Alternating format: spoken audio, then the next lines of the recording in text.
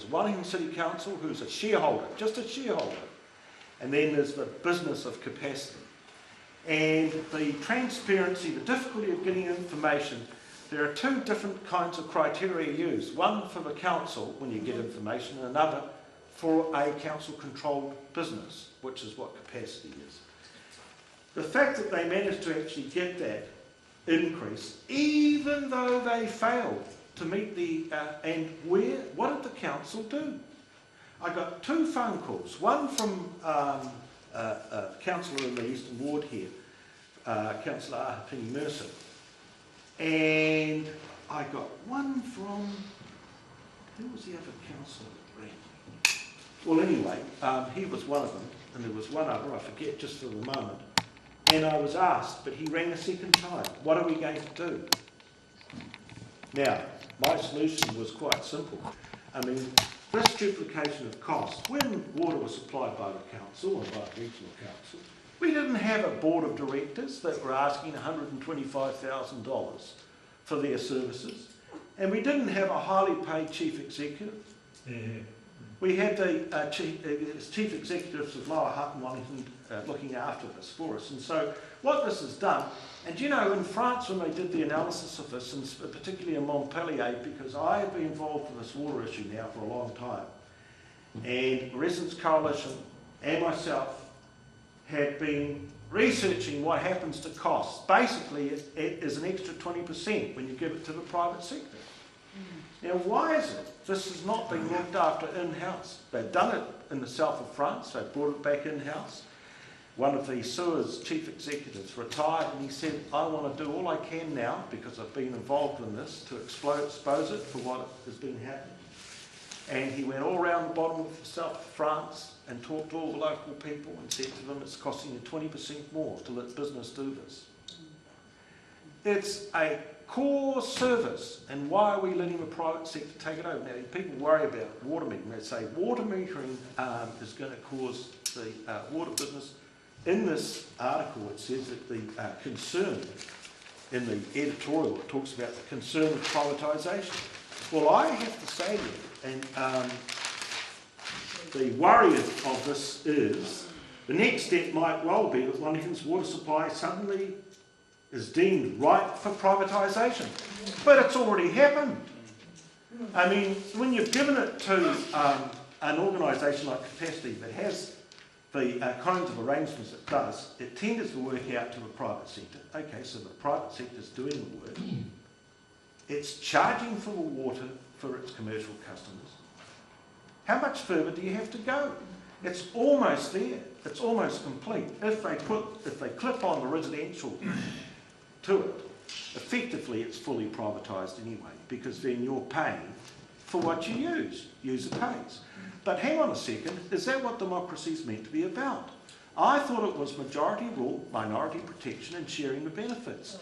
And when you get your rates, you're paying what you call a local tax. Now, people get upset about their rates and so forth, but it is a local tax, and a local tax is so that we can actually share the benefits. You know, those of us who are actually well off can pay a little more for our water than those who are at the lower end. And that's how you get a fair and just society. Now, if you don't like that, fair enough, then you get into the political debate. But I've got to tell you, that's how the rating system works now.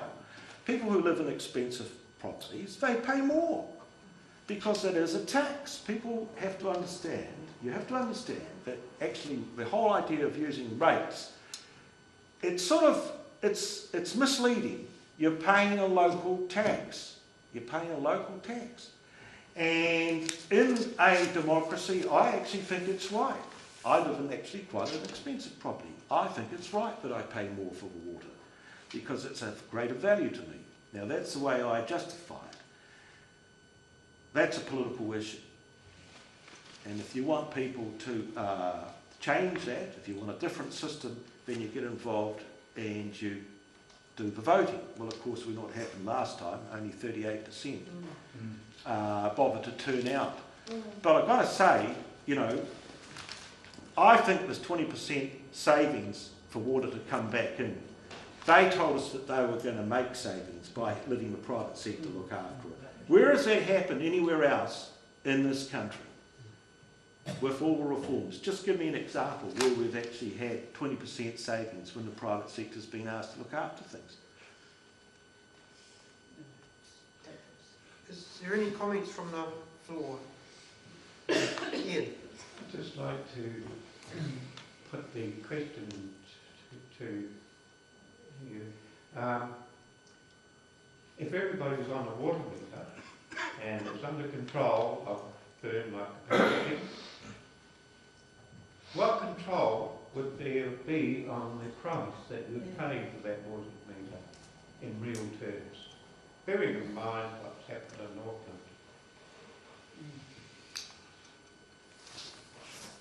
Again, you know, it's a difficult question to answer. I don't know how you answer that. And I mean, basically, everything that happens and all the costs that you are confronted with, in the end, they are actually political issues.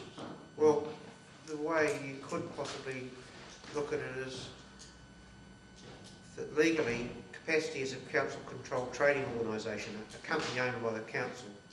Well, there's 3 companies owned by the government, called Meridian Energy, Mighty River Power, and Genesis, who sell electricity. And the relationship between them and the government is much the same as the relationship between Capacity and the council. So I think your answer is that's your answer. They all have to pay their share. Mary. Brian, is there any other councillors? You seem to be the only councillor that's on this issue. Is any other councillors agree with on this issue? What about the Greens? The Green councillors favour the introduction of water metering. And look, I've never favoured it because I actually don't think it's the real issue. And as Frank has pointed out, you know, the cost of actually putting everybody on water meters is basically the same price as building another dam. But I'm not saying that's the only option.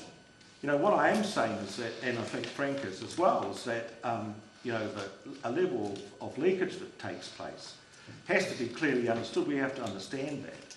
And there are other options. What I did, just to try and show people that you could actually do things differently, I installed a 1,000 litre tank for myself where I collect rainwater. Now, what do I use that rainwater for? For gardening, if I want to wash the car or whatever. Okay, so I do that for that's an option. And that is actually a way that we could actually save water use. Because, you know, it's falling from the sky and onto our roofs and it's just washing away.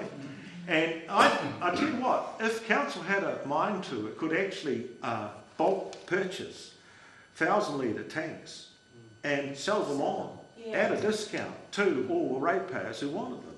It can be done. It's a political issue. What thanks would you get through your bill for water use? Sorry. What thanks would you get? You wouldn't get any rebate, would you?